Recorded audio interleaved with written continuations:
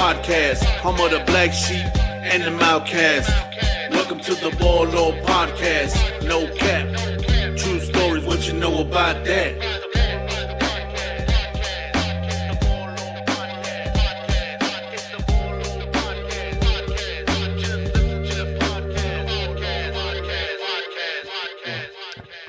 Welcome back to the Volo podcast. I'm your host, ElVago, and today I have my son Ernie G and my brother Puppet Checo here with us today.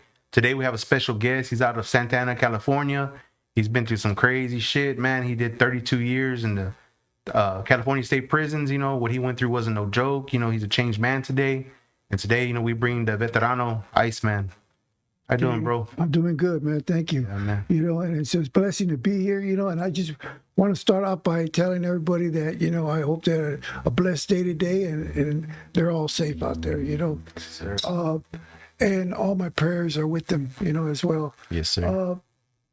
As far as, you know, starting as when I started this whole journey with my life, you know, it was a kind of a trip for me, you know. It was a new adventure for my life to open up. I started with my parents, right? You know, with my mom and dad. My dad was Apache Indian, and they were going through some problems, and they gave me away to my aunt, and I was raised with Mama Jessie and Papa Lee.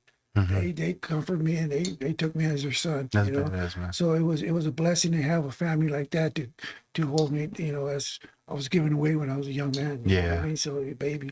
So it's you know, through the changes. You know, when I started getting older, that family was great, man. You know, it was an awesome family. They took care of me, and it was a blessing to be with my family like that. You know, and, but as a youngster growing up, I grew up right in the neighborhood in Santa Ana, right? You know, with you know, the biggest gang there was right there, Santa Ana F Troop. You know? Yeah. And it was growing up. I was maybe around 10, 13. I started getting in trouble. Yeah. Going out, you know, and doing my thing. You know, I wanted to be outside and hanging out in the streets with all the youngsters and stuff. You know, at the time, you know, and it was a trip growing up with the fact that when I was growing up, I used to jump out the window when everybody was asleep, and next door was a car club. They lived next door to me, right? You know, so they always had beautiful cars, lights, music, you know, and that's what attracted me to that kind of lifestyle. That lifestyle, man, because, you know, growing up, it was something new, and it was awesome back in the days, man. You know what I mean? So then across the street, I had my homeboy Roger. He lived over there, and he, you know, that was F Troop gang out there, man, you know, at the time, you know. So I had gang members, car clubs, and everything growing up at the time, you know, and that's what I learned. And those are the mañas that I picked up, you know, and it was experience for me to just dive into it and be part of it, you know. It was just a part of life.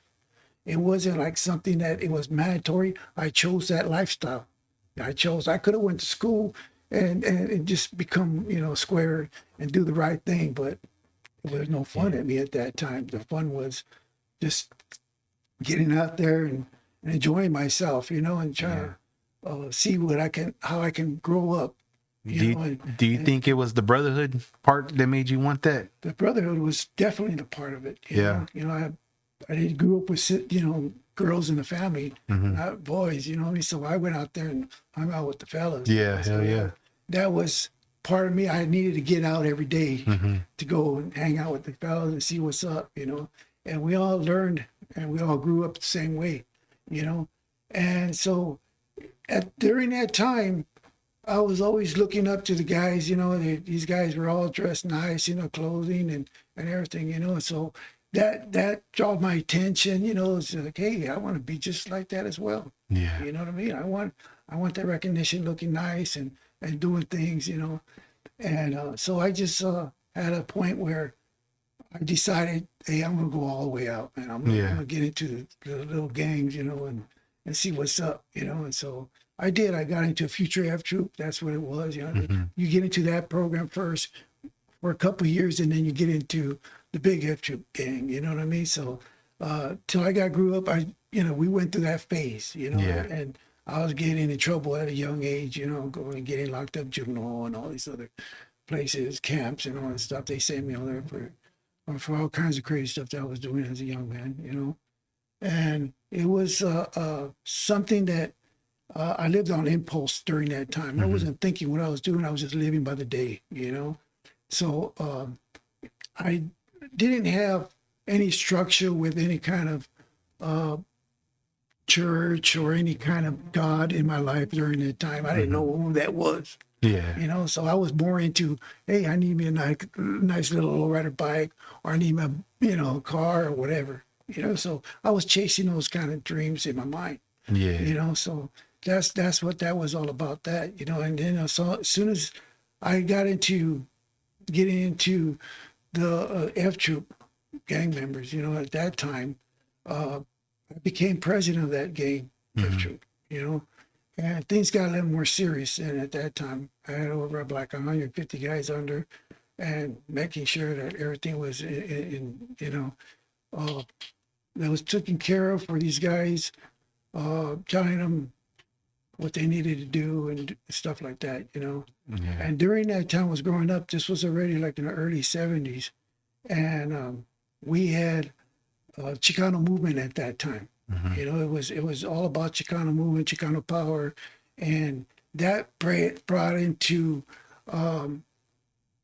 protesting and stuff like that, with the brown berets and all that stuff. We were involved in that kind of movements, we were one of the ones that were started the lowrider magazines, around our park, and also in LA they did their movement over there. But we used to have at El Salvador Park, we used to have lowriding car clubs, about 4 different car clubs from Santana right there, and they cruise around and they compete with each other, playing for trophies and stuff like that, And then for us, we had football games with other neighborhoods. Yeah. It was all united back then, and of course we had a few problems with different neighborhoods, but that was, taken care of, with the guys, and, but the thing was that we would have football games and it was all united, everything was happening, and we rent the city trailer for live bands, theater, and all these bands will come and play for us on the park.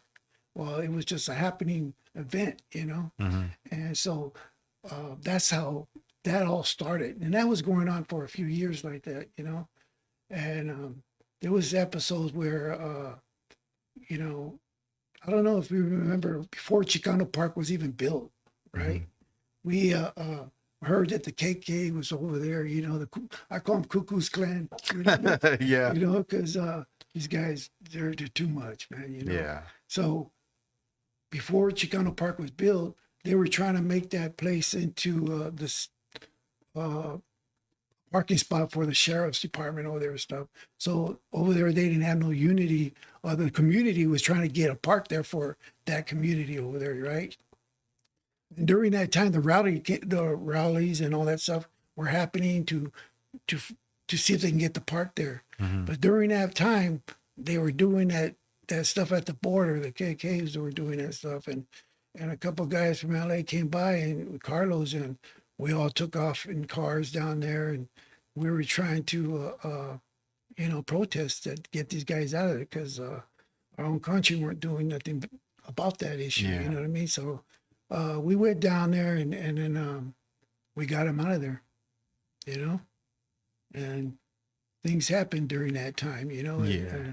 and what the funny thing was about it, man, my homeboy Smiley, man, we went in his Monte Carlo down there, and we loaded up his trunk full of guns and stuff. Yeah. You know what I mean? Because we were going to mean business when we went over there, right? And after we chased him out of there, we go, hey, let's go to TJ right there. We heard there's some nice places to go to over there to have some fun. And we forgot about the guns in the trunk. Oh, shit. So when we went past the border, they pulled us over, right? Uh-huh. And they popped open the trunk, and they told us, hey, man, you guys can't be doing that. We know what you guys did here, man, but turn that thing back around and get out of here, Man, you're lucky to let y'all go, man. Yeah, well, I think they took one of the guns, you know what I mean? You know, to this day, you can have it. yeah. I'm you talking take it. about, you go ahead and have it. But they wanted those guys out of there anyways, you know. So they knew what we were there for, you know. So they let us go, and you know, after that, I go, man, this is good. I like this, man. Yeah. You know, and it just got me pumped up, man. You know, and so when every time we look around, let's go help the people, man. You know, and so during that time, that's all we would do. We would always raise money for the raza to have parties and dances and stuff like that. You know, and it was all the way live back in the 70s, right? You know, so I enjoy that kind of lifestyle. You know, and then. As I got older, you know, our city got infested full of drugs and stuff at that time, you know, and so we all started touching that stuff, you know. Yeah. And even myself, man, I got to a point where, you know, I heard a lot of people behind that, you know, people that love me and stuff like that, you know, and so I made amends to all that, you know, so that lifestyle, because it was just nothing but killing us and taking us down, you know, and it was easy for them to go ahead and throw away the key and lock us up, you know. So that's one lesson that I learned, right? But during that time, I was out of control, and during that time, they gave me that name, the Iceman, because put people on ice. Yeah. You know, and it was a hard name to live up to, man, and I wanted to get out of it. You know, it wasn't the thing to do, you know, but that was a thing I had to do, you know. So it was a experience that, in a way, I started getting sick in a point where I started thinking it was okay to do these things. You know, it was okay. It became normalized to you. Yes, you know, and when that happens, you need help, you know, and the only way I was able to help. Every time I get caught doing something, I get up in jail and stuff like that, you know, and I had to cleanse my mind and focus back into what was going on.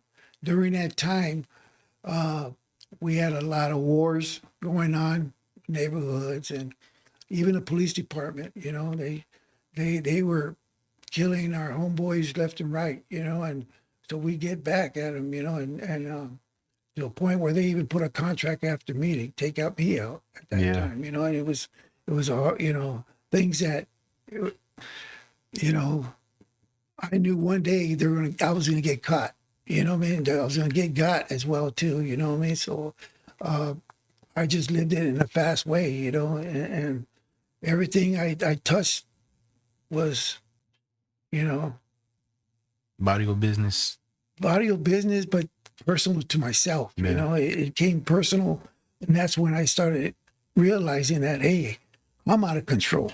You know? How old were you during that time? During that time, I was between 19 to 28. You know, those were some worst times of my life where I didn't care where, you know, even if it was going to happen, it was going to happen. You know, if I was going to get taken out, I was going to get taken out. You know, but someone's going down with me. You know, and that was the kind of thing that we think. You know what I mean? So, I look at it now like, you know, the mistakes I made, those were my choices, and they weren't a mistake to me. I decided to do those things, you know. But today, I look at it, well, I made the wrong choices. You know, they are mistakes. Yeah. You know, we don't think about them. We're just kids. living, you know, and living that lifestyle, you know. And it was hard too. You know, I was able to, you know, it was like every day was a new adventure for me. One day I'll be with these old boys and, hey, let's go into the neighborhood. Let's go over here and shoot them up, bang, bang, and all that stuff. You know what I mean? Let's go play like that, you know? So me and homeboy Arnold, we would load up the trucks and stuff and go down there and get off the trucks and let's do this. You know what I mean? And back then it wasn't drive-bys or nothing like that. Yeah. It was about getting off, and if you have a bat crowbar, okay, that's too much, you know. Yeah. But it was all about slinging them, you know.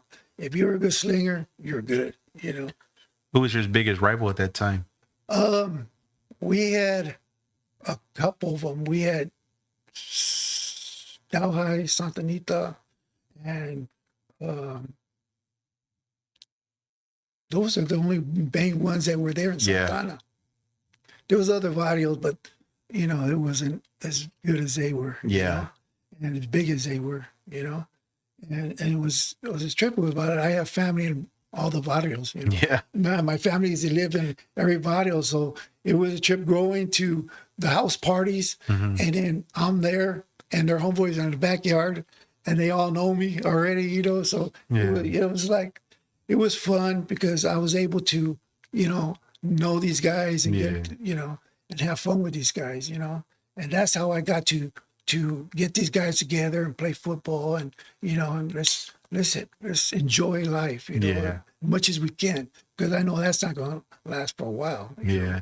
So, you know, and then to a point like that when I started getting locked up, you know, that's when I started thinking, you know, going to jail, you know, and I was like, okay, I'm picking up cases, and the cases I'm picking up were assault and batteries on officers and stuff like that. You know what I mean? I didn't care. I'd be slinging with them cats too. You know what I mean? So that was what it was. You know, that's the way it was, because they had their little gangs. You know. Yeah. So they knew who to go around. They would pick up guys from one barrio and take them to another barrio, dump them off at their parks and stuff like that. You know, they were dirty. Them cops were dirty as well. Yeah. I always heard a lot of stories about LAPD. They were doing all kinds of stuff like that. You know, but nobody hears about that. You know what I mean? They get away with it. You know, but I made sure that they know that we know. You know, and we took care of stuff like that. And but things was like when every time I land up in county jail, you know, there was events happening in there. You know, I even ran into that dumbass, what's his name? The Night Stalker in there. Richard Ramirez. Yeah, I tried. Man, he was a silly guy, man, you know, because one day I was going to, for a visit. They have us in high power all the time, you know, shackles and stuff. And he's in there, and he's still in there. He's having a visit, you know, they brought him in there, and did it. And I think they did on purpose to put me in there. Yeah. You know, and I looked at him, but he didn't see me, so I sat down right next to his booth. You know, and my wife's coming up. At that time, I was married to Alice Acuna Aranda, you know, and she gave me two beautiful kids, Yvonne and Aranda, and Salvador from Aranda, you know. Yeah. So they, you know, may she rest in peace, you know. But she used to go up, and she was right there with me all the time, you know. And when she went up there, and I told her, hey, check this out. It was next to me. And she go, what? You know? So that was after he already got busted and all that? Like the Night Stalker shit? He picked up a case in Orange County. So he had to go to Orange County to fight that case. But he was already known as the Night Stalker. Yeah, he was already. Yeah, no. That's fucking crazy. Yeah, so when they put him in there, back then they had these shackles where we can take them off, if you know how, you know. And so, of course, I have to learn how to take them off, you know. So I took them off, and as soon as I was taking them off, and what gave me away was, well, I kept on looking over, and he was like, who's that?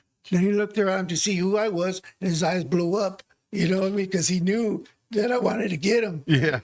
You know, because he was you know, green lighted already. Yeah. I mean, everyone's going to get him and try to. That was my opportunity. How did he die, though? Did he? They killed him in prison. They killed him? Yeah. Okay, it wasn't death penalty. They got him. Somebody got him. No, not somebody got him. He died of natural causes. Oh, okay. You know what I mean? Yeah. But they probably poisoned him. Yeah. You know how that shit is, you know? So when he saw me, I turned around and I cracked him, man, you know? Boom, boom. And I'm still shackled down, but I'm still trying to get this cat, you know, and he's yelling, guard, guard, guard, you know what I mean? Yeah. Yeah. So, because he remembered me, because one time the cops, we had him sold up in the pod where we worked at. I was chair tending right? And they let me go into their pod to go sweep. And during that time, Richard Ramirez and next door was that Freeway Killer, right? You know, and they were next to each other, right? And so I wanted to get either one of them. Those were green lights, you know. Yeah, they're trophies. Yeah. That guy was crazy, man. That guy, the Freeway Killer, he would pick up these guys from El Toro base and stuff, and he kill them and rape them in the car with them and stuff, you know. So he was sick, man. Yeah. You know. But what's his name? Ramirez. I would go to a cell, and he would always stand in the back of the cell when I'm right there, right? So one day, you know, I had these guys make me a knife, you know what I mean? So I tied it up to the broom head, you know, and so I went to the day room and I hooked it all up, and I come back sleeping, you know. I go, hey man, so what's happening? What are you doing? And he showed me his drawings, and he's drawing and pictures of, you know, all this stuff, right? You know, but he wouldn't come next to the door because he knew that you're gonna get it. You know, he had a feeling, you know. And I go, oh, okay, so I'm waiting so he can get a little closer because I was going to get that spear and just hit him, you know? Yeah. And soon as, you know, missed him by this much, you know? What happened was that the blade hit the bar and he turned around in time and he went like this and he just missed him like that, right? And he comes back, he starts yelling like a crazy, ha, ha, ha, you know, I knew it. And he started calling the cops on me, right? You know, he started, you know, making a big scene. I took my, you know, weapon to the bag and flushed it down the toilet in the day room and stuff. And they came and got me and all that shit, you know. No more, you can't go in there no more. You know what I mean? Yeah, but you know, but I caught him in the day room, in the visiting room when I saw him up a little bit, you know. But he knew I was always after him, man. You know? It was funny, you know. Those are kind of events that were happening, right? Yeah. You know? Yeah, and then there was other events that were like, you know, when I was fighting my case, you know, I picked up, you know, they got me for the murder, you know. Yeah. And it was one of these kind of murders where either him or me were fighting, you know, and he either going to take me out or I'm going to take him out. You know, it was something that, you know, it wasn't like I was going and killing people like for the that, fun of it. Yeah, it was just, you know, one of these street fights and stuff like that. So, you know, I pull a knife out and you know, first I cracked him, and then, you know, when I took that away from him, I did my business with him, you know what I mean? Yeah. But I you know, I don't glorify that. I look at it that, you know, hey, that could have been me laying down there, you know what I mean? But I know a little bit of martial arts and stuff like that as well, you know what I mean? So I knew how to defend myself, you know, and, you know, I regret that now, what happened, you know. You think you could have avoided it somehow, or it was just, there was no way? At the moment, the heat of passion, no. Wish I could have. My mind was rushing too fast.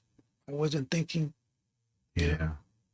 You know, I'd rather just, you know, defend my life. Yeah, you know? Got to, man. Yeah, so, you know, so I got busted for that, you know, and so I'm going to trial for that, you know, and there was this guy that got busted for killing this old lady in Knoxbury Farm. He killed her where she was getting in her car. He killed her, raped her, and stuff like that, you know what I mean? And I'm against any child molesters or, you know, rapists and stuff like that, you know, and what happens, man? When I'm going to court and they put this guy in the cell with me. You know shit. Well, not with me too, with 6 other guys. Yeah. You know what I mean?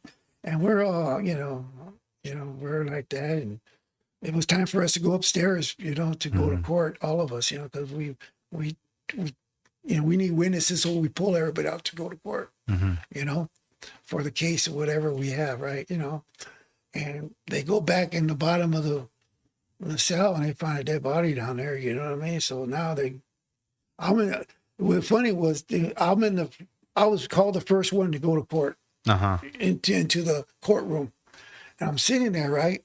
And at that time, I see the judge response. Bailiff goes to whisper something in his ear, and he looks at me. He moves his black cape, the little robe he has in there, and he shows me his gun. You know what I mean? He's strapped, you know. And I'm looking at him, and he tells me, you know, hey, who the fuck you think you are doing this in my court and all that stuff? You know what I mean? So he's talking crazy to me, and I get crazy with him, you know, and fuck you and all that shit, you know. You ain't nothing but a girl with a dress on, you know what I mean? And he gets all mad, you know, and get offended and shit. You know? So now they put me in the, get this motherfucker out of here, you know. They put me in the cell. I'm telling the other guys, hey, man, I guess they found out, hey, you know, because...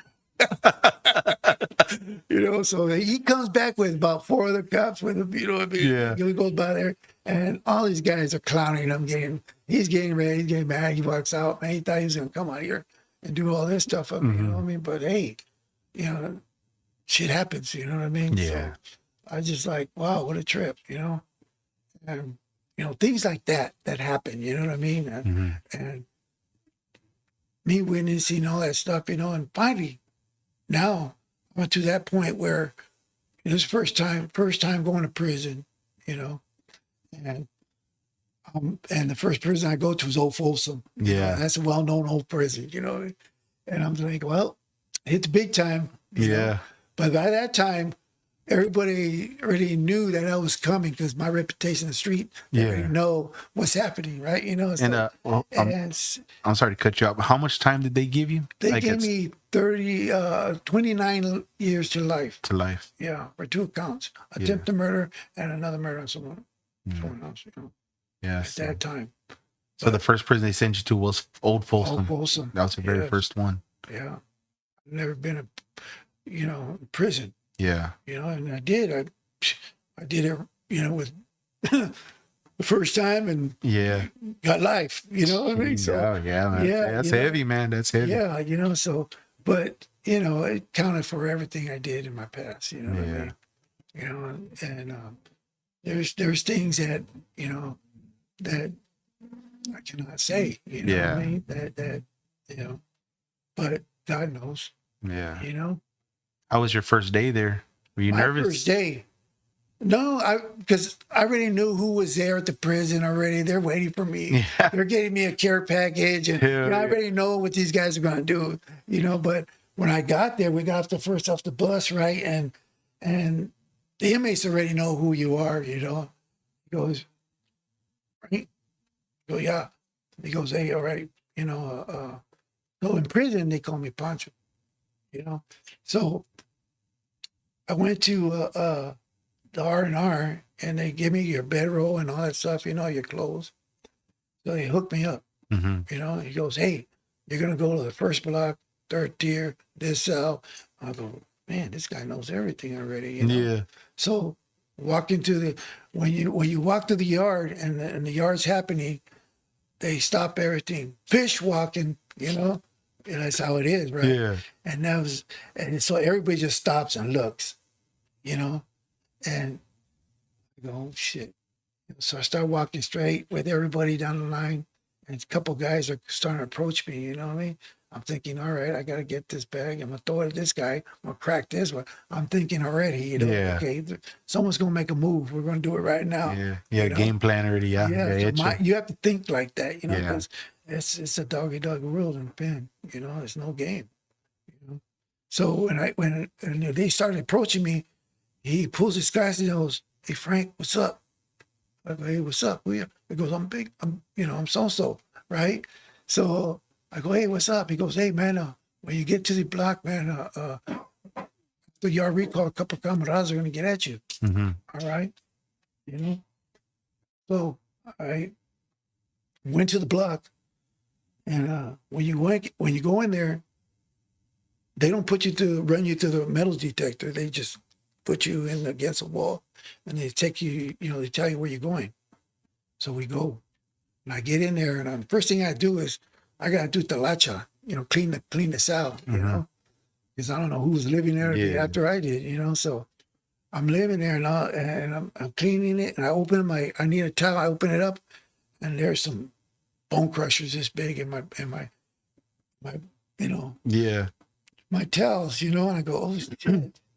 These are bone crushers that have jackets in it, you know, that will go in you and pull your guts out. Yeah. You know, those kind of knives. You know? Yeah, you know. So I'm looking, I go, oh shit, I love this one. My mind is already like, hey, you know. So I get the best one. I go, I don't care, whoever they are, I'm keeping this. You know? Yeah.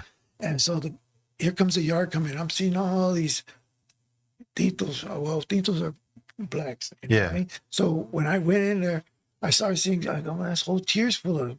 These guys are not just regular tintos. These are gorillas. Yeah. You know what I mean? Silverbacks, you know? So I'm like, okay, you know? So that's why they gave me these times, you know? Yeah. Yeah, you know? So and then here comes two guys, you know, and they go, hey, what's up, man? He goes, what's up? Got this? I go, yeah, I got it. What's up? He goes, yeah, get one and give me the rest right now.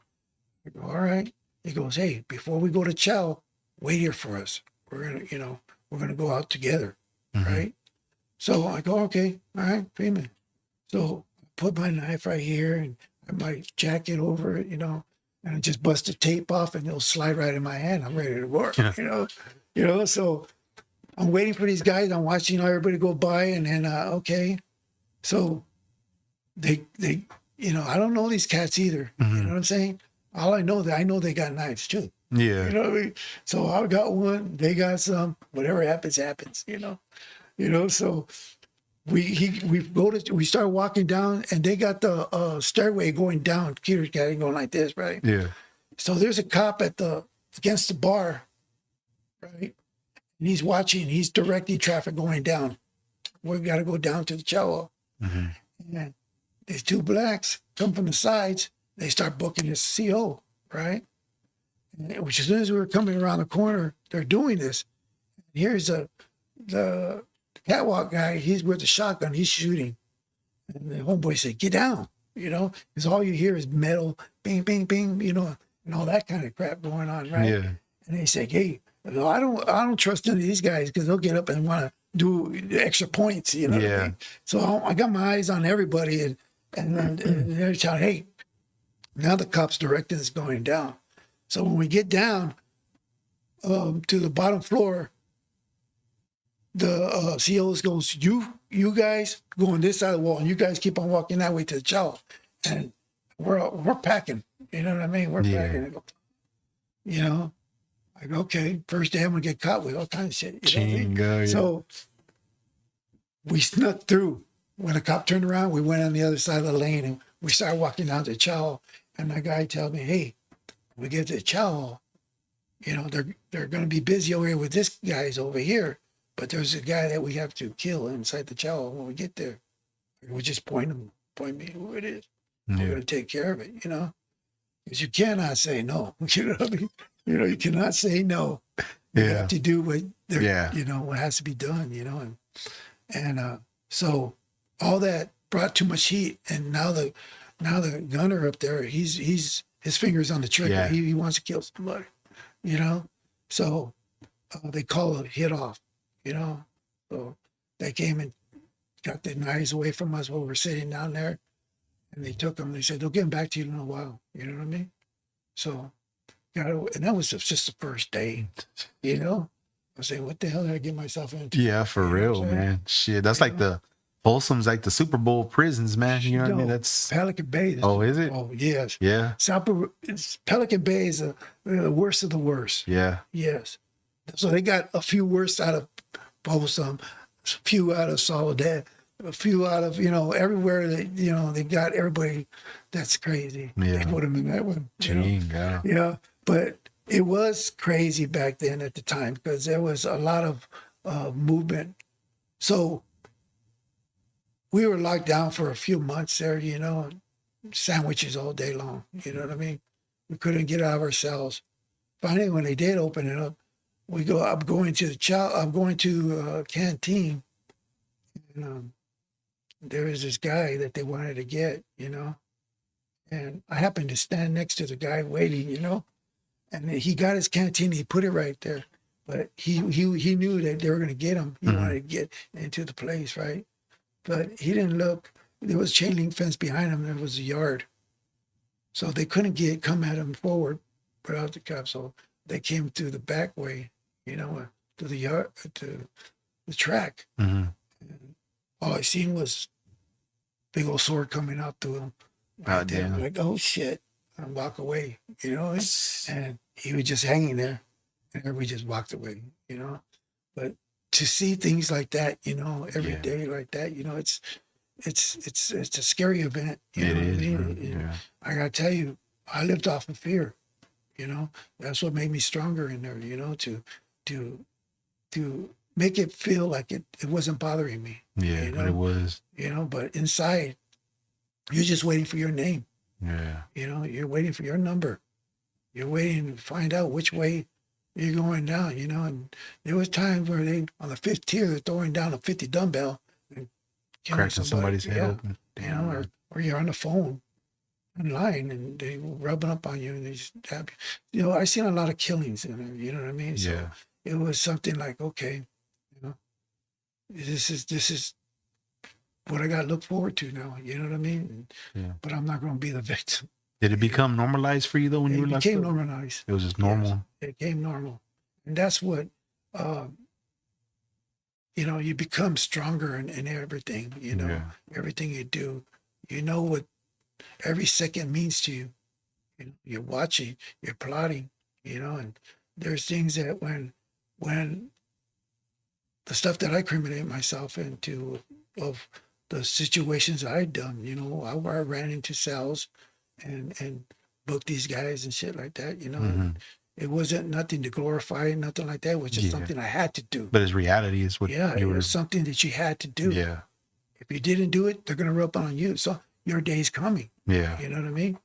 So in order to do that, and it's not that you're afraid to not say no. It's just once you're in it, you're in it. Yeah. You know what I mean? You cannot say no. I don't want to do that no more. Yeah, because your life's responsible for it now. Yes, like you have to do it. If not, they're gonna get you for it. Right. Yeah. So it's a lot of. So they train you to become that monster in there like that, And what's happening? Just people just typing, just seeing whatever.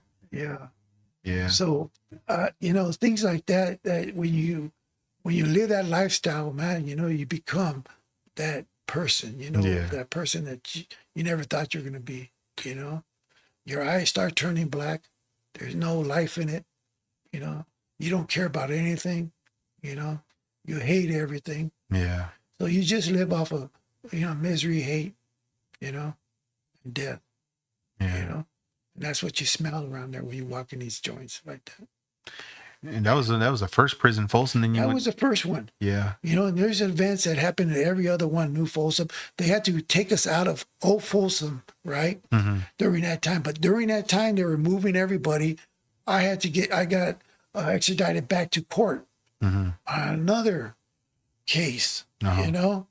So I didn't know these guys were getting transferred out of that prison, right? Mm-hmm. So when I went back to court, I went back with intentions to get one of the COs that they jumped me and they hurt me, Mm-hmm. And my intention was, okay, I'm gonna do it. And my mentality at that time was, I'm never getting out, Yeah. And I'm not gonna give these guys the satisfaction of giving me the death penalty by killing one of these COs or something. Like that.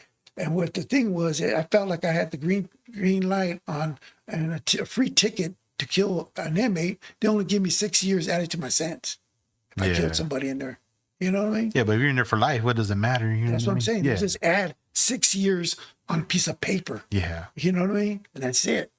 Yeah. So that's why most lifers were thinking about, hey, what I got to lose. Yeah. Did you see Charles Manson in there? I seen him in Corcoran. In Corcoran? Yeah. I had a homeboy doing time in there too, and I was going when I was in Corcoran.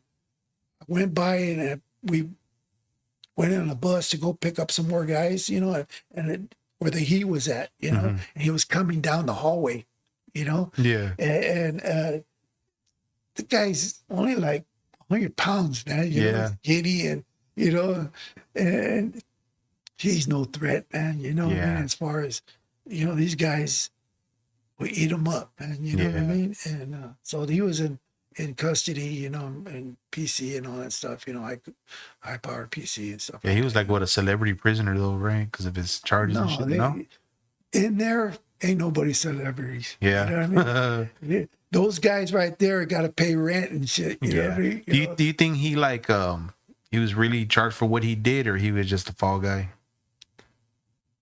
I believe he's a nut.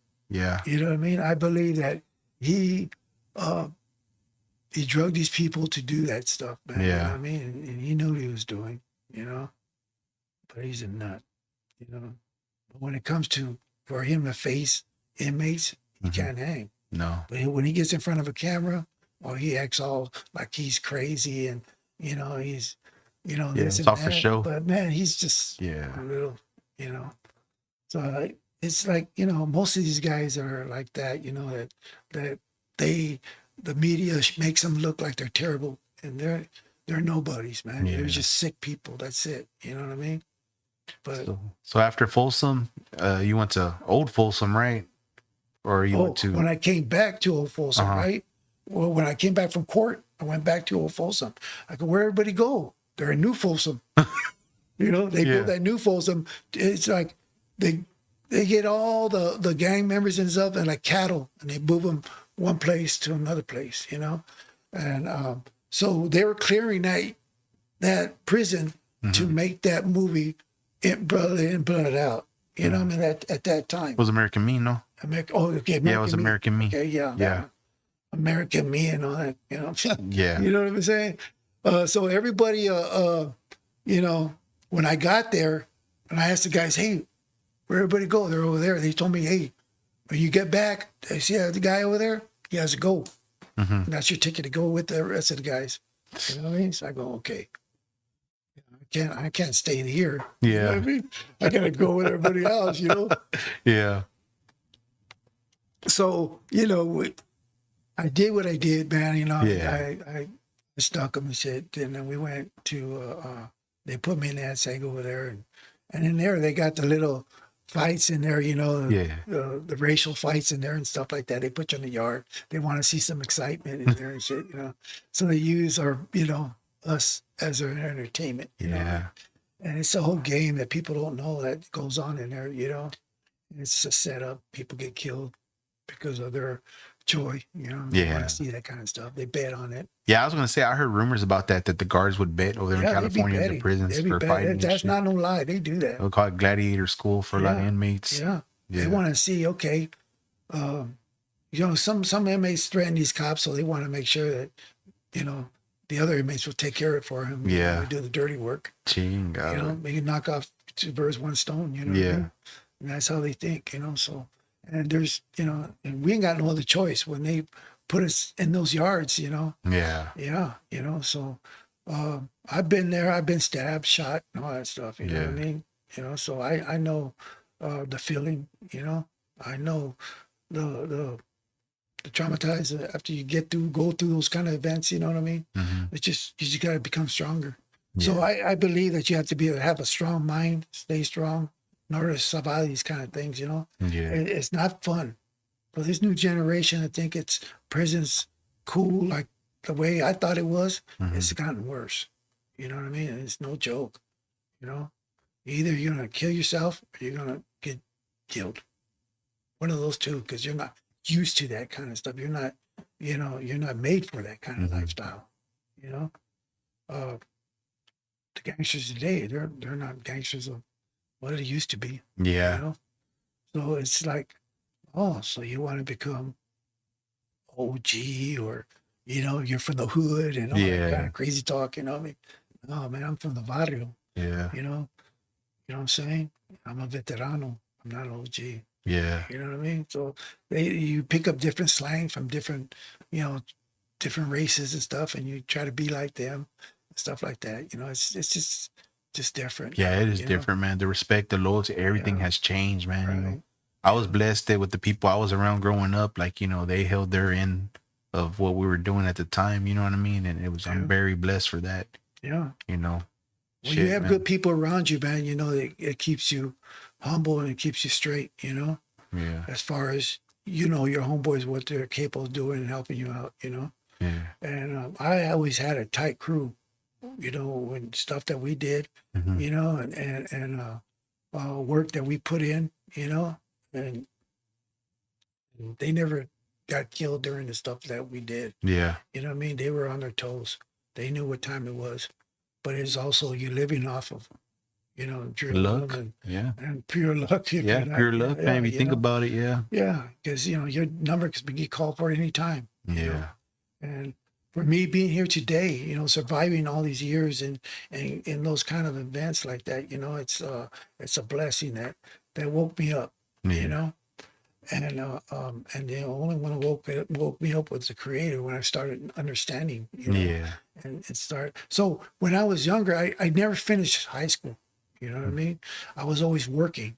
I had jobs and stuff. I had to work to get what I needed to get, you know, and survive and to, you know, to support my family at the time, you know. So I worked, you know, during the day, but it was hard to live two lifestyles, you know. You know, a family man, and then in the neighborhood. Yeah, you know, it don't mix very well, man. Yeah, it doesn't mix, man. You know, something's gonna happen. Something's gonna break it up. But in my mind, I thought it was, you know, I can handle it. Yeah. You know, but I couldn't handle it. You know, and it showed in the long run. You know, where I ended up being. You know, I'm sort of blessed that I didn't get killed. And I learned, and I'm here to talk about it today, you know, to maybe save somebody else's life. Yeah, for sure, man. You know, so maybe that's what the Creator has, you know, me set for. You know? So, but going back to, you know, the lifestyle in prison, you know, it's nothing to glorify. Yeah. It's something that people ain't got no other choice just to live like that.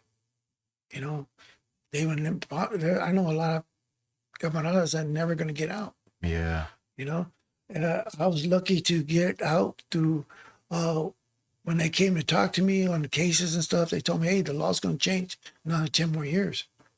You know, think about it. You got a chance to get out. You know, I thought about it, you know, and during that time, family members started dying, you know, and,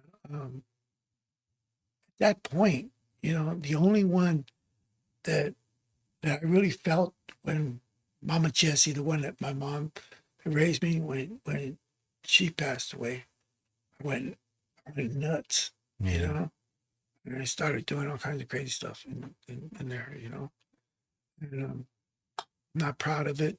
I just felt hurt. I wanted somebody to feel that hurt, you know. But it's something that I had to go through. Everybody else does it different, you know. Some people will just like mourn and let it go. Not me. They just build anger in me, you know. I wasn't able to be out there, you know. That time I put myself in that situation, you know. And so during that time, I started graduating, going to different pens, and finally went to Pelican Bay. Opened up Pelican Bay. Yeah. You know, we were the first two buses to land there. We opened the main. What year line. was this? This was in 90. What was it? 90. 90, I think it was. Yeah. Yeah, when it opened up. I might have the years wrong, but it's around that area at that time. But we were the first buses.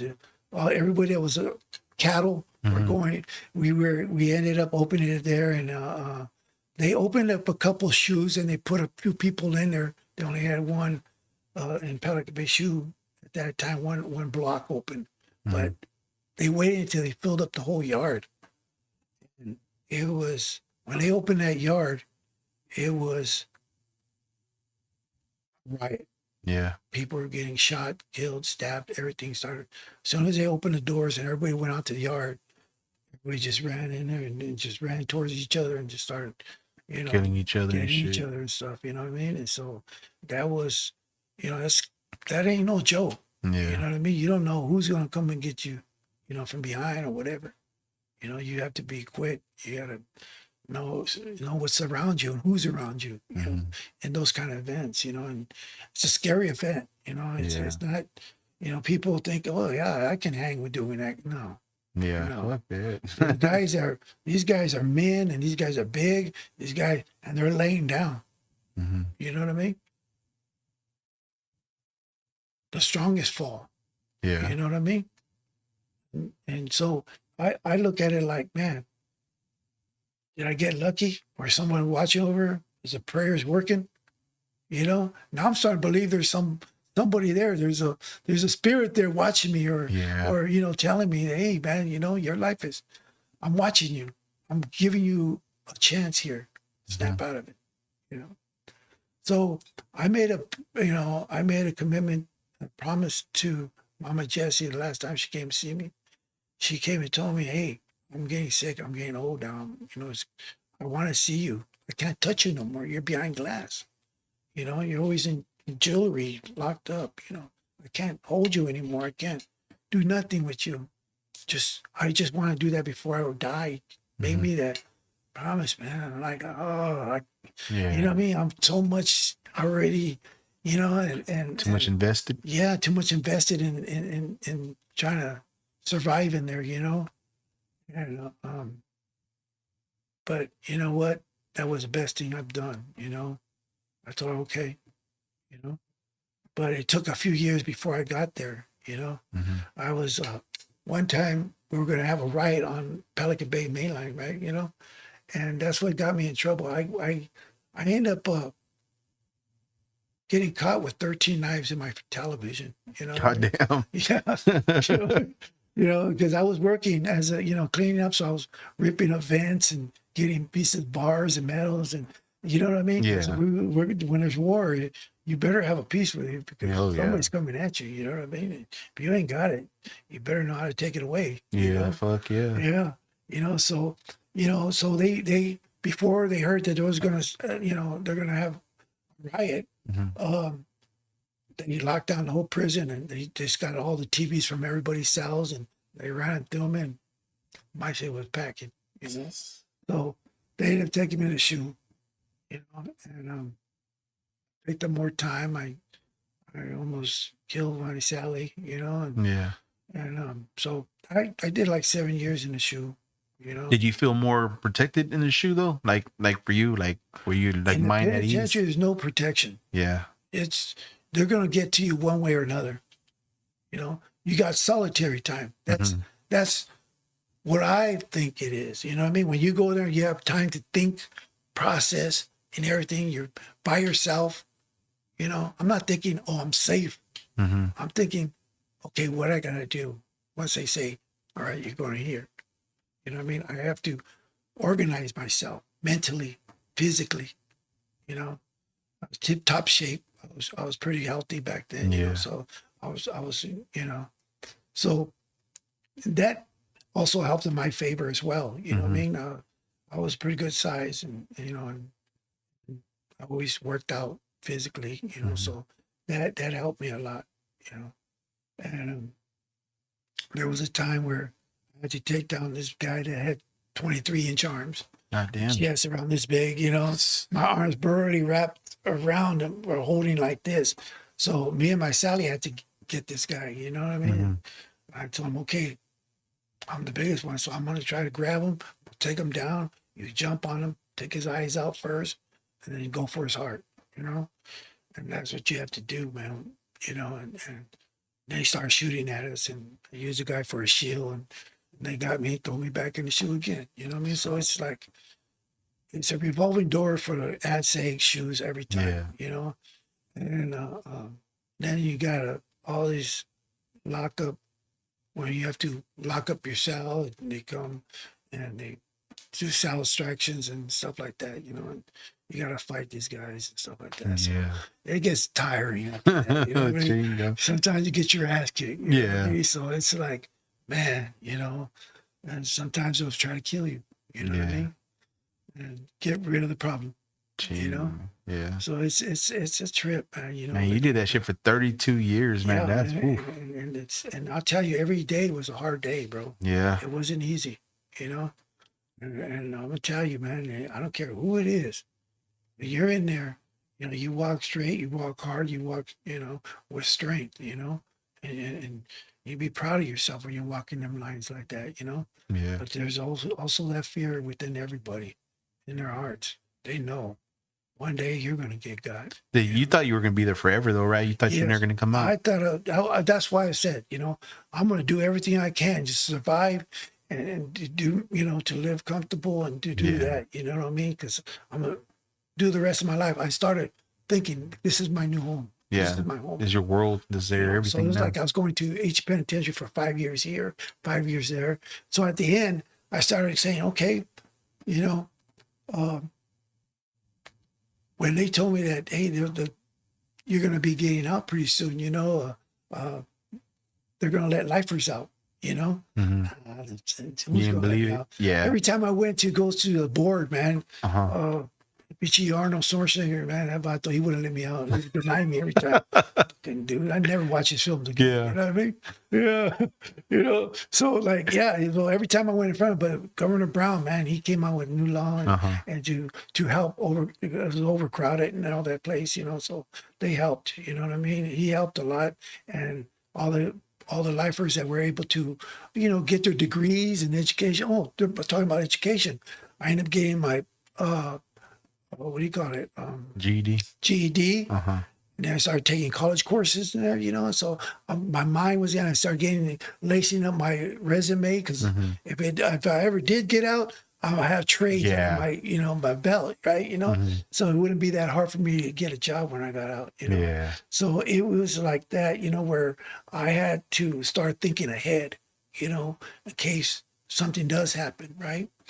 And the time that I was able to, I was already doing good things at that time. I was able to say, you know what, the game's over. I'm going to go and do my program, and that's it. You know what I mean? How old were you at that time?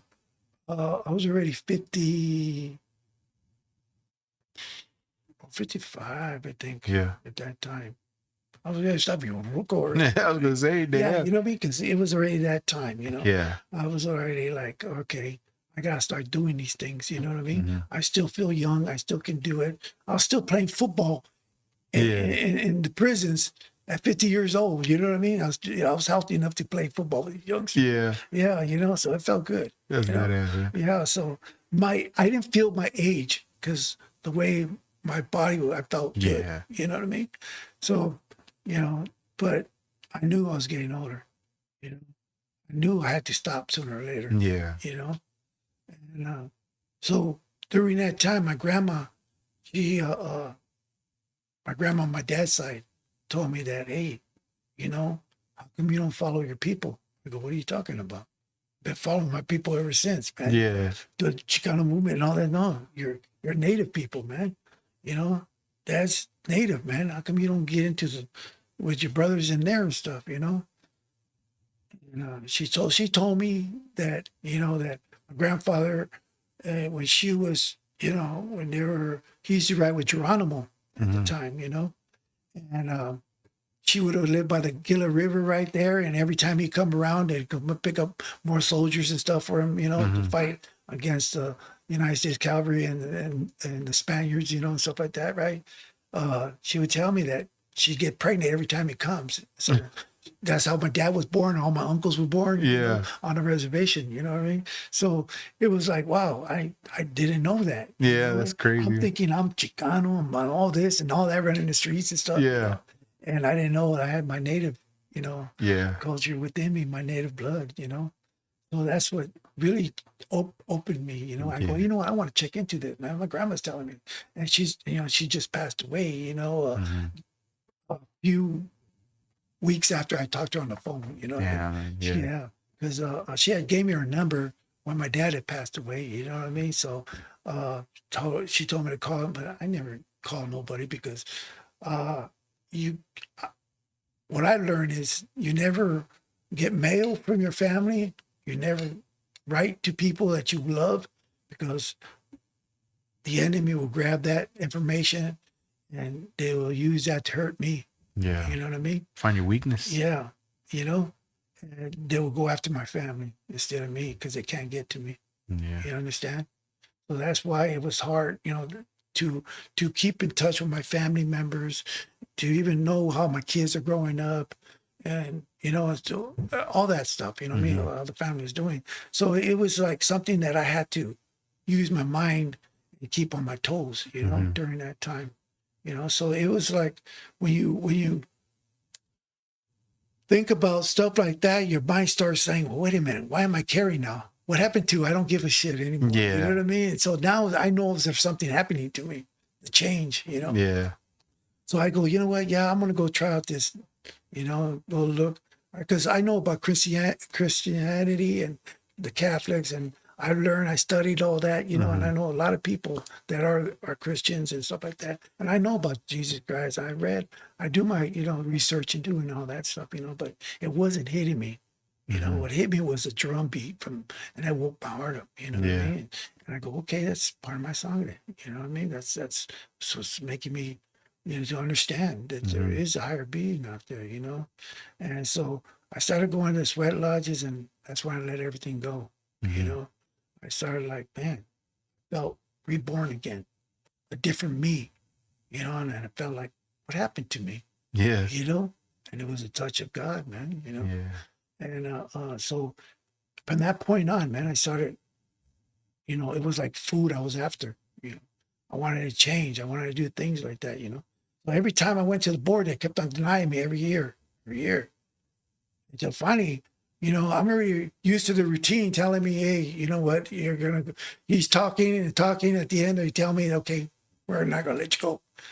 So I'm waiting for that point, right? Yeah. So, but this time they said that in the beginning where I was like in a trance. I'm like, just like, okay, hurry up, man. I want to get out of here. I got to go make me a sopa, something like that, right?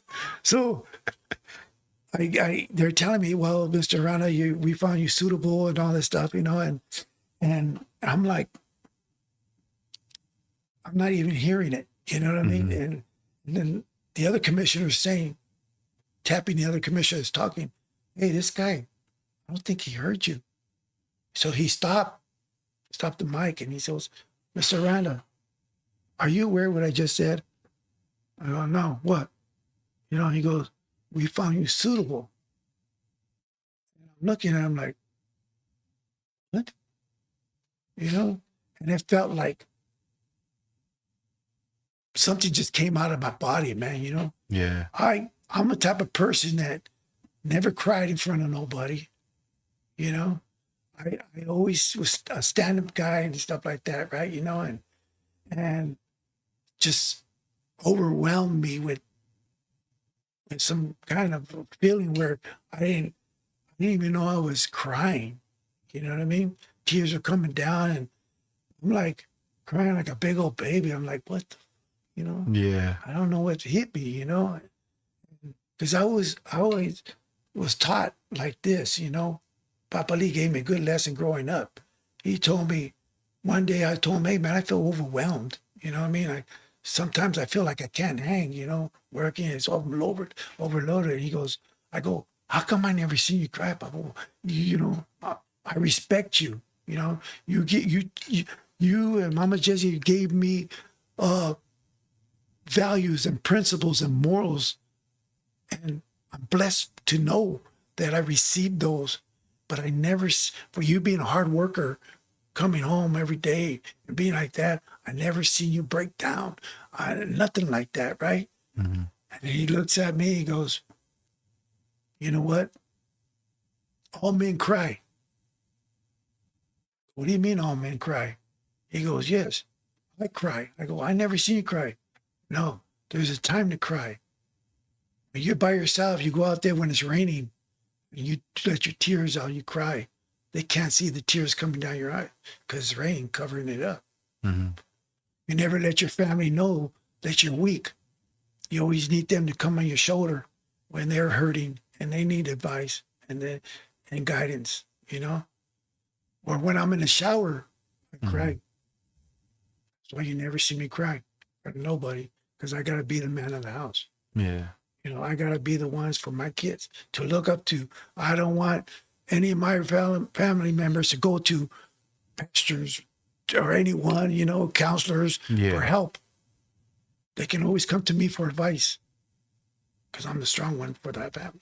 Yeah. That So makes sense. I lived that long, knowing that, okay, and that day, I cried like a baby, and I didn't even know what happened. We had to stop the interview so I could catch my breath. And I was in a trance when I went back to the block, and they were telling me what happened, right? What happened? And I went straight to the window. Tears were still coming down my eyes, man. I couldn't believe it. After all those years. Yeah. How old were you? I was, what are we now? I was like 57 or 58. How old are you right now? I'm 65, going to 66 now. So I've been out only 7 years. Yeah. I guess it's around that time. Yeah. Yeah. How did it feel when you got out?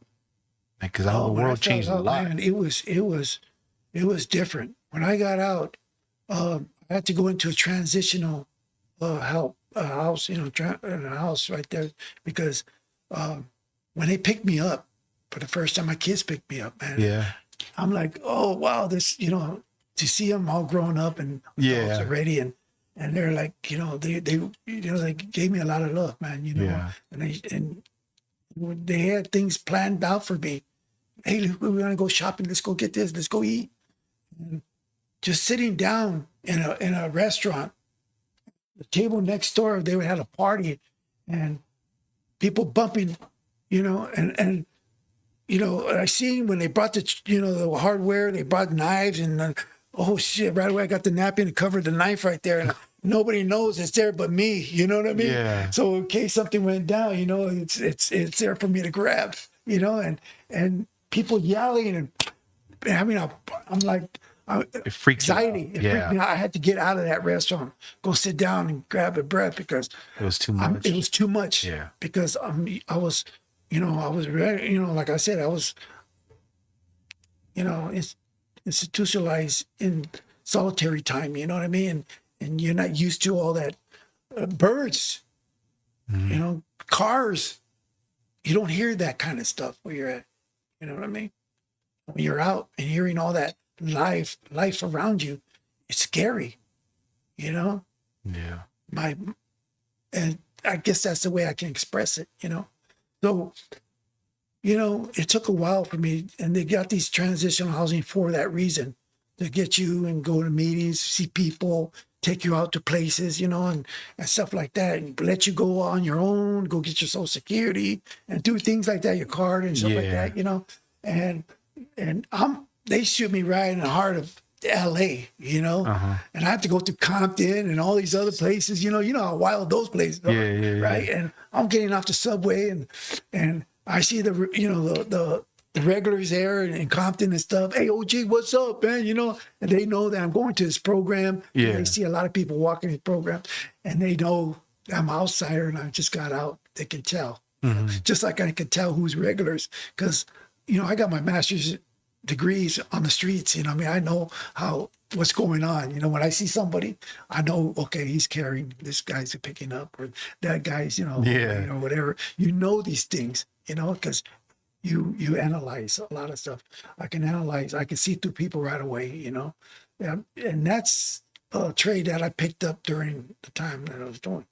You have to know your enemy, and to me, coming out, everybody was an enemy. Because it's I don't know you. You know what I mean? You don't know me.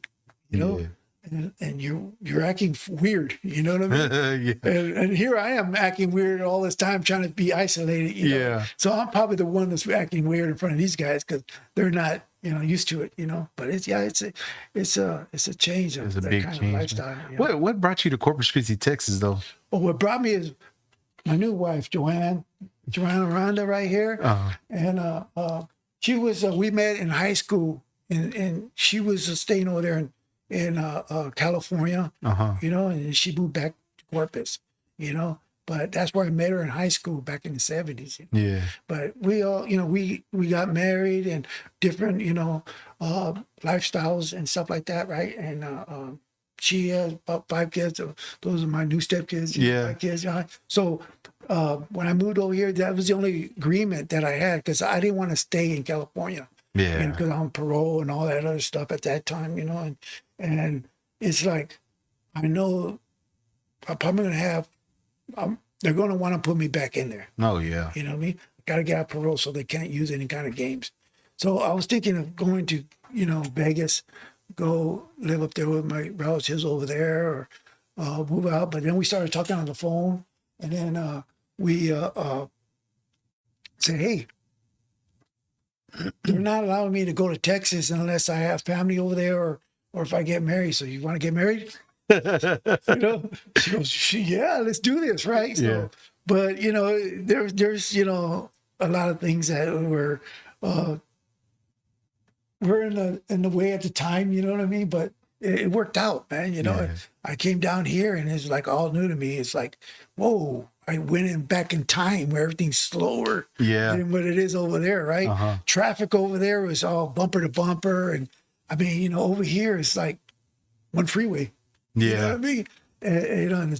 In the city, I'm starting to learn a lot about this place. You know what I mean? Mm-hmm. So it's awesome to be accepted with Texans. You know what I mean, over here. And I started getting good jobs when I landed over here. So I give shout out to with Royal Telecommunications and AT&T, Quest, all these guys that I work with, man. You know what I mean? Yeah. These guys made me feel like home, you know what I mean? So what do you do now for a living?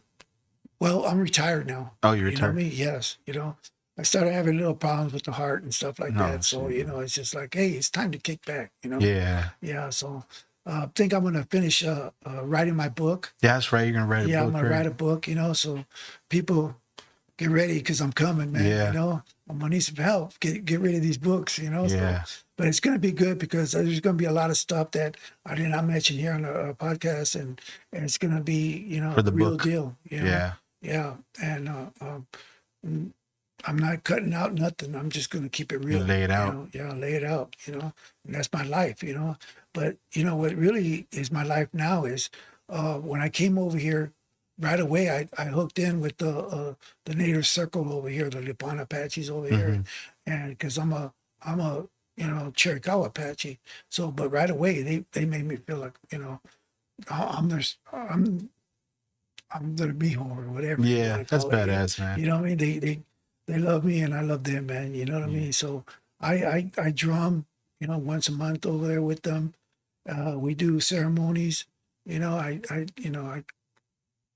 pray, I sing native, so my native songs and stuff like that. So it's a beautiful thing now. Yeah. And that's what my change of lifestyle is beautiful to me right now. Those memories that I talked about today, they're in my memory bank. I'll never forget them. Yeah. That's a part of my life. That's who I am today. That's what made me today. And to understand that now I'm a speaker in a lot of groups now, and I'm trying to share the guys that are coming out of jail and stuff like that, or our bandidos and need counseling, AA. I'm there for you guys, man. You know what I mean? I want to let you know that it's some of you guys don't know what's ahead of you in this kind of a lifestyle, but it's not a good thing. It's not, man. It's all about trying to come up and trying to get a good job, trying to make money, get your business together, because they don't teach us about that when we're in school. You know what I mean? They don't teach us how to make your own money, make your own business, and be who you want to be. Yeah. It's where government's puppets. That's it. Do you feel like you're a whole different person now? I am a whole different person. I don't feel it. I am. Yeah, you are. I have to believe in myself to understand that, and that's what makes all of us unique. Do you think too it's because you're in a different setting now? Do you think if you would have stayed in California, you would have? No, I already had plans of what I wanted to do. You know what I mean? I wanted to, right away when I went to that program, I go, you know what? I want to drive some trucks. I want to see the world. So I went and got my CDL license. It was paid for and everything like that. Badass, man. So but injured my eye, so they had to take my license away from me. You know what I mean? So, but it's okay. There's another adventure coming up. Yeah. And I look at my journey is not over yet. Yeah. Neither the Raiders. Yeah. You're gonna win next week, man. We're gonna win next week. Hopefully, man. I need to introduce you to my Nation friend, all the man. way. Yeah. Raider Joe, man. I got to introduce. He's a real good guy, man. I Yeah. love that dude. He's a real good people, man. Yeah. Yeah, he'll get along perfect, man. He's badass, man. Yeah, that's good, man. Yeah. Yeah. There's a lot of Raider fans here in Corpus that I'm real cool with, whatever. And Yeah, we there's a place to dance. You know, I was telling you about that, man. All the Raider fans go over there, man. Yeah. You know, and they have the black wall, you know, the whole wall set up, and it's a nice place to go watch the game, man. You know, Yeah. and interact with all the all your fans, stuff like that. You know, it's pretty cool. Yeah, hell yeah, man, for sure, Yeah, man. but I do love Corpus, man. It's nice. Yeah, so do I, like man. I like Corpus. know I what I like mean? being here. Yeah, you know. Then coming and eating your food, man, and Yeah. it's gonna be hard to keep me away from you guys. Yeah, I know, man. I remember you started Yeah. coming around. I saw the tattoos. I said, "Hey, this dude ain't from here, man." I already knew what's up. That's when we started talking to you, whatever. Yeah. And yeah, man, that's badass, man. Like, I believe that everything does happen for a reason, man. Because if you didn't experience this, you couldn't do this. If you didn't do that, then this wouldn't happen. You know what I mean? And as you're going through life, and like all these doors start opening up, but I noticed that, like for me, my life started getting better when I started doing more positive things. You know what I mean? It was like more better for me, you know. So it's just, you know, I wanted to bring my son today because you were coming where I wanted him to hear your story, man, so he can, you know what I mean? He understands about that life, whatever, and because I would want him nowhere near that, you know what I mean? Exactly, man. That's why, you're our elders of tomorrow. You know what I mean? So you have to represent us as we represent you today. We're trying to tell you for the better, Hey, we made mistakes as youngsters. And that's the whole thing now is we're trying to guide you guys into a good place. Yeah. Because the ugly place that I came to, there's no justice for you, and it's not a game. It's for reals. I've seen a lot of killings. I've seen a lot of blood, and it's not beautiful. And everybody thinks, oh, I can hang. No, you can't. I'm a strong person. I can't hang no more, But believe me, I'd be able to take care of myself if I was in danger, you know what I mean? But you know what? I don't look at it that way because the Creator's got my back now, And that's what I'm saying is, do something that you're gonna love, I love my new life, knowing about the Creator, God, Jesus, however you guys want to call your God, But you know what? We all looking for direction. We're all looking for love. And we're all looking for happiness, And whatever makes you feel good, go for that. Because danger, misery, and hate is always here. It's always going to be in front of you. It's a matter of how you're going to control it. And that's what I believe in, And so now I use hate, I use love. You know what I mean? Happiness, hey, better than misery. Yeah, that's true, man. You know what I'm saying? Yeah. So you have to really think about as you're growing up, do you want to be a gangster? You don't want to be a gangster. Some of the gangsters that wanted to be gangsters didn't make it. What makes you special? There's nobody special in this gangster game that you play. Nope. What makes me special, I was able to stay alive. To teach this today. That's what's special about it. Yeah. But the lifestyle I live, I don't glorify that. And I'm not trying to glorify this on the show. I'm here trying to say that, hey, we all made mistakes. We all can, come above that, We need to think about what we're going to do tomorrow because we're not promised for tomorrow, And so how can you leave your legacy? Think about it. What do you want to do to leave your legacy? I already know what your dad's doing. That's his legacy. He's raising up a family now. He's doing what is right now. And he's trying to support you guys. That's what's right. You know what I mean? So that's what it's all about. All this other thing it's a game. It's you're looking for some kind of excitement. You're looking for love in the wrong places. And that's what I thought I was doing. I met a lot of people I love, A lot of homeboys, a lot of homegirls. I still love them to this day. I lost a lot of them. You know, a lot of them are dead, being killed,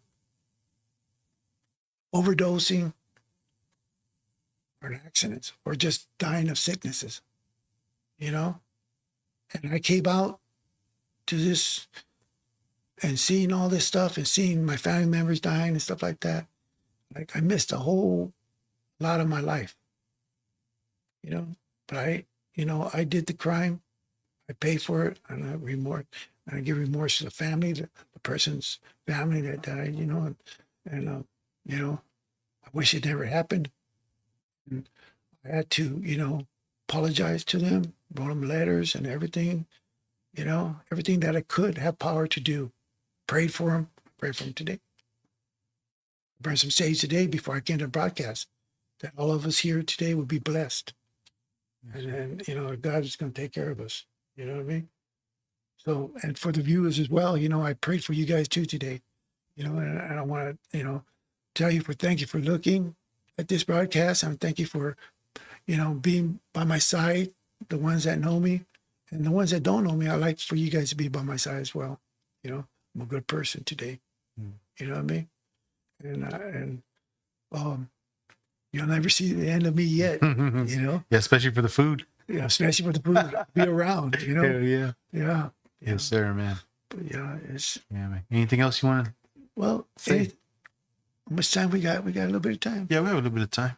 Okay, well, I just want to, you know, I'm glad I met you. You know, me too, man. Yeah, you know, we get to do this and get to know each other, and we got similar type of lives, man. You know, we jug in the trenches. We know what it is, you know, and when to dig out, you know, when to come out of that hole, you know, and I give a lot of respect for that, man. You know. Yeah. You know, it's a rough life, man, to be in that shit, fighting court cases, getting locked up and shit happening left and right. And like, you're never at peace, man. Your mind's always racing and, you know, and then when you get in trouble, your family suffers. You know what I mean? Like, yes. And that's, you know, before I figure, oh, my family's going to be doing okay. Now, you know, I think at it like, man, they need direction. They need love. They need some support, you know? And if I'm out here, I'm going to do it. I owe it to them because I wasn't there for them at the time. But today I am, you know? Yeah. And then plus, like Anthony says, and don't forget to mention all the money you have to spend in court cases and shit. Oh, man, that's just not the money, man. I lost a lot of stuff. I lost, you know, houses, cars, and stuff like that, you know, that they took away. And I lost it. I lost everything I had, you know. But the lawyers, you know, I had to buy lawyers to get me out of other cases that were, man, the cases that I picked up, and we don't got time for that, but it's going to be in the book, man. You're going to think, wow, this guy he's out of line, you know. What is your book going to be called? The Iceman from Santana. The Iceman from Santana. That's I like that. Yeah.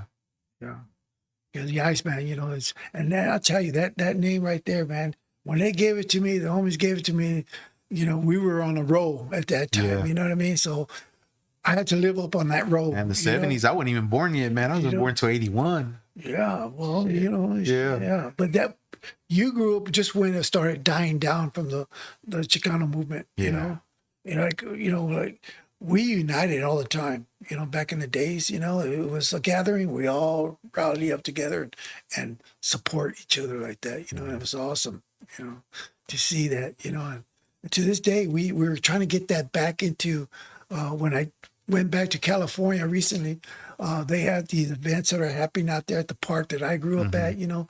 I used to be a handball champ back in the day, you know. And when I was young, man, I used to go play. I learned at my little park that we had there. I used to go to the college and play against the college guys and come back with winning with extra balls and gloves and stuff that, you know, $50 that we won on tournaments and stuff like that, you know. But it was something that we learned, man, you know, and it was fun doing that, you know. I remember the pictures you showed me of Chicano Park, man. God, it's beautiful there. Oh, it's beautiful, man. They're beautiful. They're fixing it all. I was there the first time I went to Chicano Park. It wasn't Chicano Park yet. It was just a freeway, a bunch of dirt and everything. Yeah, that's how back I went. You know what I mean? But when we went for a reason. You know, get those cuckoos out of there. You know what I mean? But I'll tell you now, man, that every pillar is all collaged down. Even the restroom. You go to the restroom on both men and women. Yeah, it's beautiful in there, man. It's collaged. Everything's collaged in there.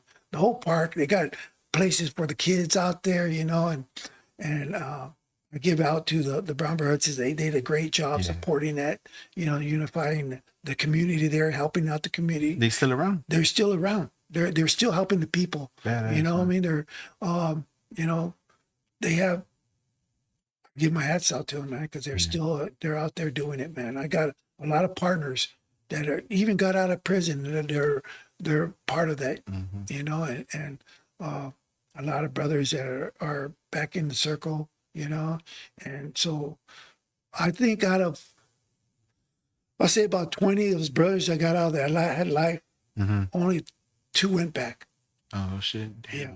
And the rest are out there. They finished getting degrees and they're going back into prison, but they're out there trying to help these brothers, you know, going back in there again, you know. So now they're counselors and you know, and all this stuff. So they're doing great out there, man. I got a great, you know, a support group, you know, from all my brothers that I met, you know, and they become your brothers because they're helping you be on that same road that they are. They're pushing each other for the greatness within you.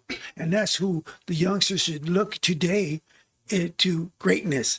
Who's going to help me become great? Yeah. Not no guy that's selling drugs or smoking weed and say, come on, let's go drink and shit like that. That is not greatness.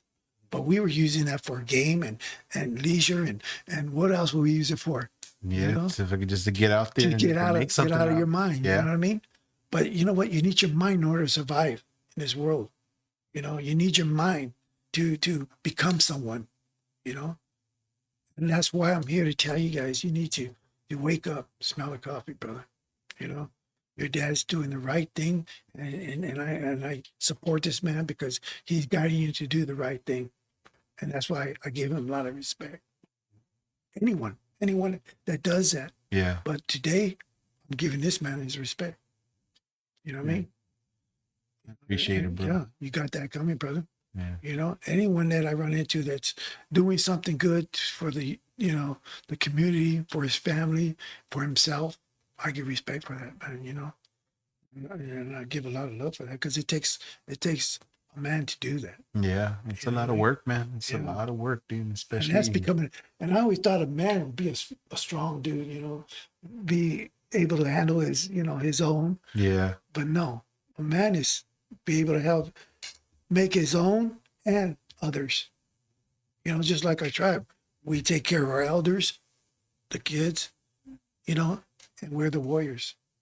You know? Now I've become an elder, so who's going to take care of me?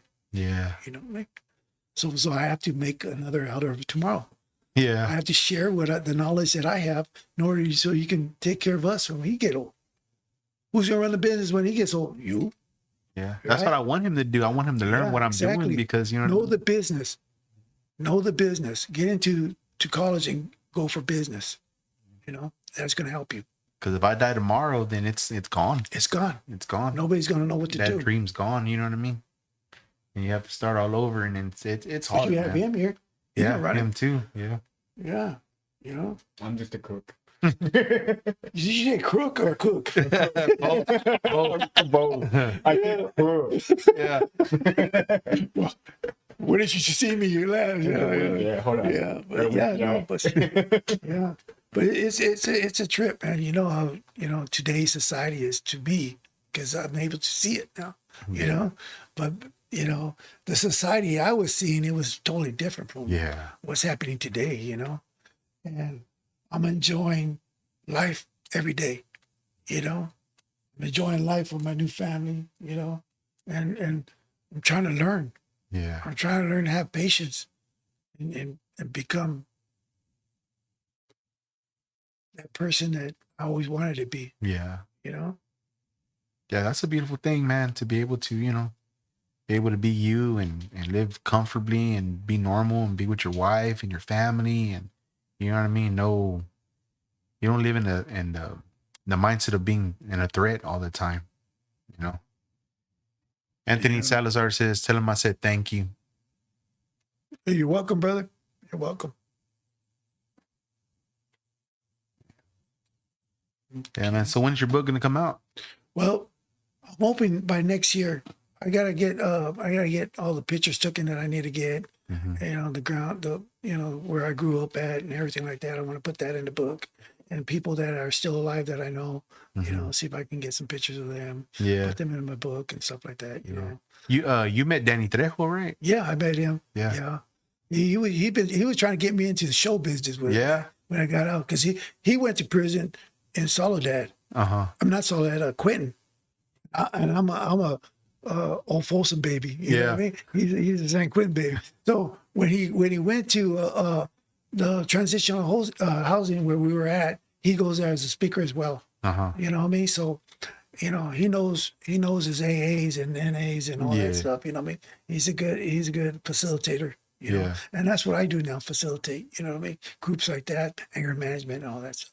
So, and that's another thing I want to touch on, anger management. You know, I didn't know the impulses of anger. You know, I didn't know what anger meant. You know, I just know the word anger, you know, but I didn't know there's tools to change that, you know, things that you can learn off of what that means, you know. So I finally got into depth what it meant, you know, the feelings of where your body feels, the things that makes you feel you're in, you know, what if you put a D in front of anger, what does that spell?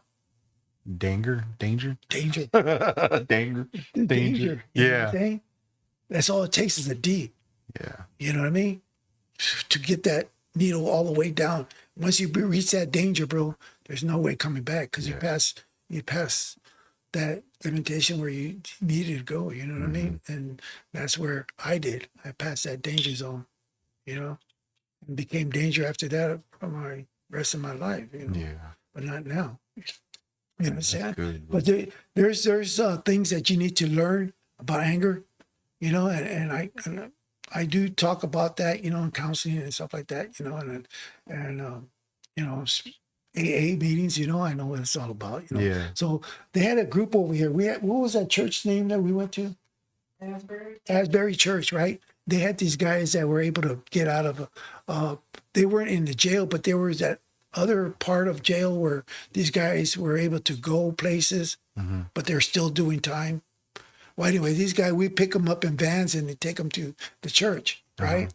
And they would have the services, they'll have food for them and everything like that, right? They have a band out there and they play. And then after that's done, after the service is done, they go upstairs and we put a round table around there and we talk about things, you know, and that was my specialty when I loved going out there and talking about, brother, you know, what you're going through, been there, done that, brother, you know what I mean? And it's not, this is what's going to be, you're headed for. You might not see it right now, but this is what's happening. Because I had to go through it. I had to see what was going to happen to me, you know what I mean? Hey, you know, either you want to listen to me, get something out of it, or go on your own and try to find out, you know? But here's a choice. And these are the choices I'm telling you. You can make your choices into doing something right or doing something wrong. Yeah. You know, we all have that, you know? We're not born to do the bad things. We do them because we want to do them. Yeah. We got that choice, you know?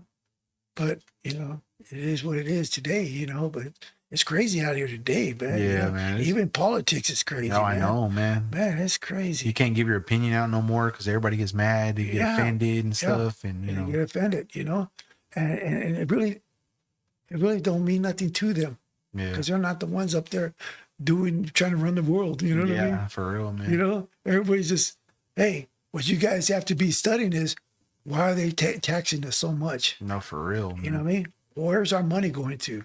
Start complaining about that. Start seeing about where that goes. Yeah. And who's getting richer? Yeah, for real, man. Who's getting poorer? We are. Yeah. We're slaves to the government. Yeah, well, we are, man. We are. You know, Right now, I'm fighting with the IRS because I did some work couple in 2020 for this one dealership, and they paid me for the whole year. It wasn't an everyday job. It was just when they call me for stuff. They gave me They paid me $34,000 for the year, right? And I don't know what happened, right? But some number got thrown in there, and it's showing that I made $344,000. Now the IRS is messing with me now, saying that I owe them $118,000 in taxes, and I don't. You know what I mean? Yeah. So watch out, because they're crooks too. Yeah, man. I know. Because this last year was the first year, like in so many years, I was going to get a big tax return. It was like $6,000, so almost $7,000 I was supposed to get back, and I was happy, right? And then I was checking, the bank. Oh, did I get it yet? Did I get it yet? Nah, that right. So I got a letter saying that it was withheld because you owe $118,000. I was like, what the hell? This is money for? And dude, it happened in 2020. They hit me with it in 2023. I got it taken care of. And then 2022, that happened in 2023. They hit it with me again, saying, no, you owe this money. So that's why we kept it. And so I'm over here calling him, man, bro, chinga. I've been on hold for like 4 hours, man. 4 hours, 4 hours, man. Yeah. Oh, well, let me see you this person. Like, no. Yeah. And then when they see the next person, like, you got 70 something people ahead of you.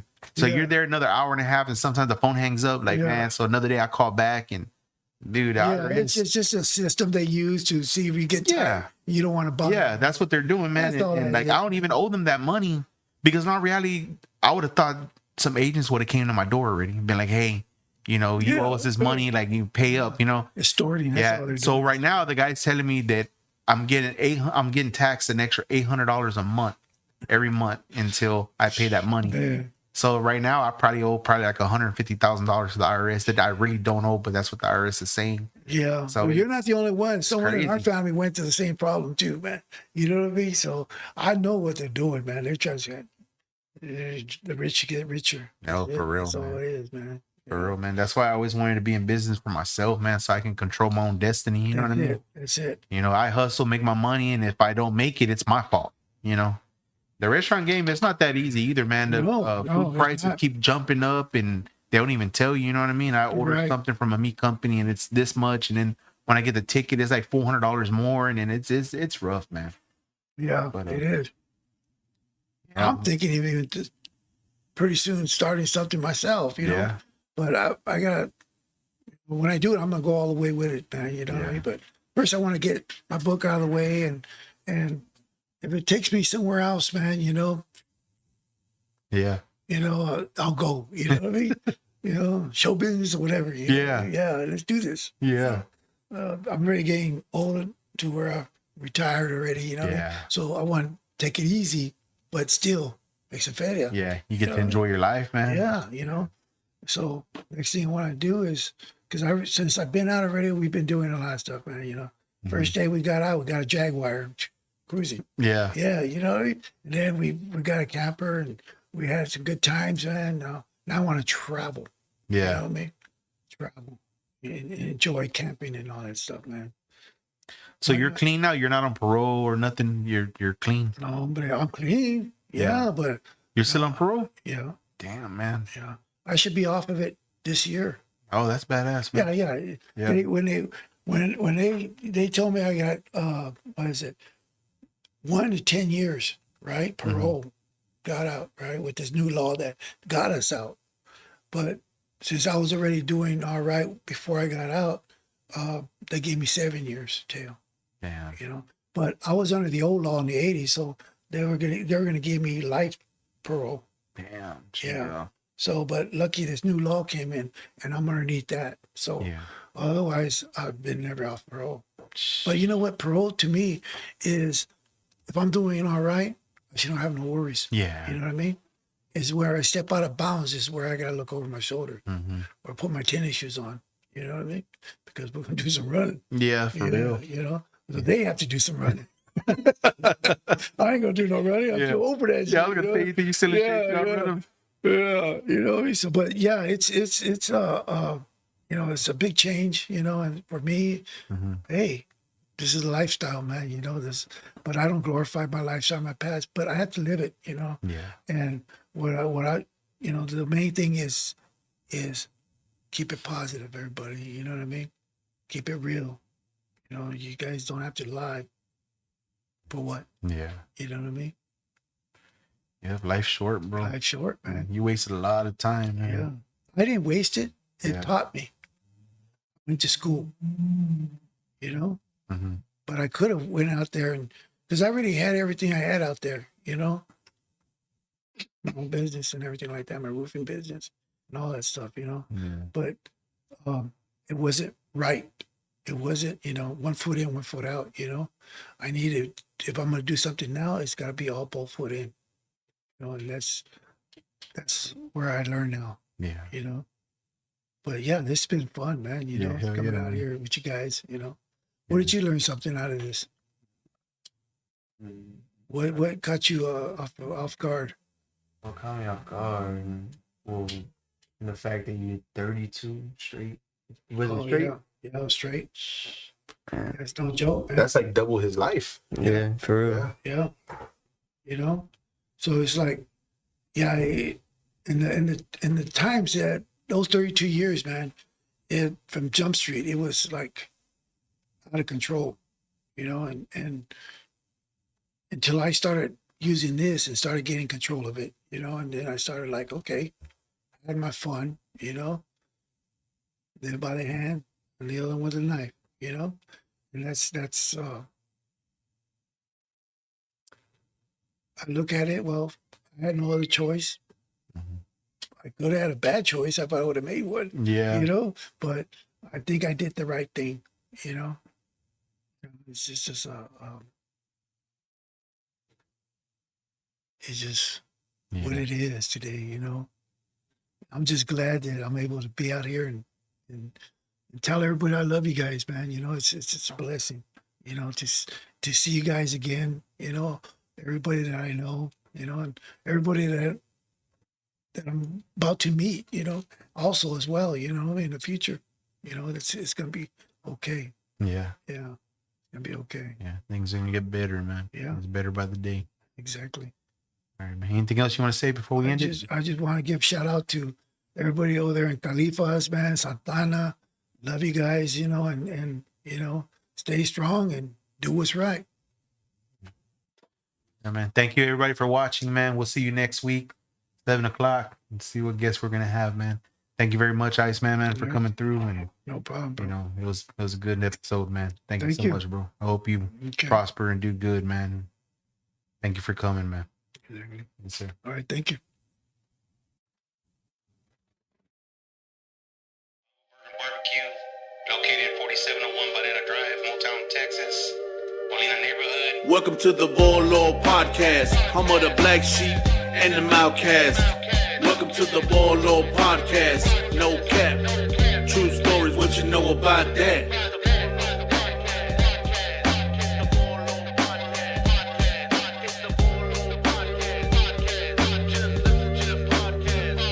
Welcome to the Volo podcast, home of the black sheep and the outcast.